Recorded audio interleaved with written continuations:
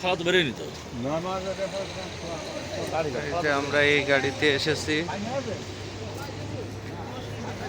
এই গাড়িতে এসে এহরাম বাঁধার জন্য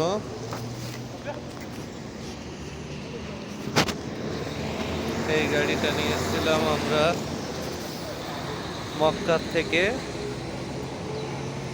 এই মসজিদে আসার জন্য।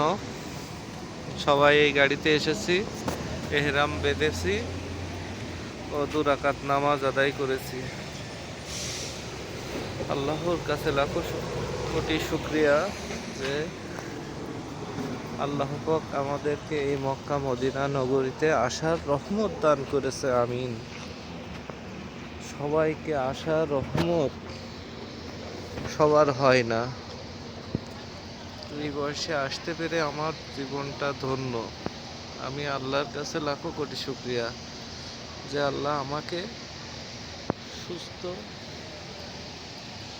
ভাবে রেখেছে এবং রোজা থেকে এই উমরা করার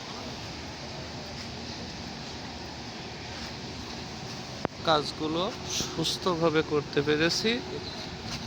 এই জন্য আল্লাহর কাছে লাখো কোটি শুকরিয়া। আলহামদুলিল্লাহ। লাগাই থুই নাকি?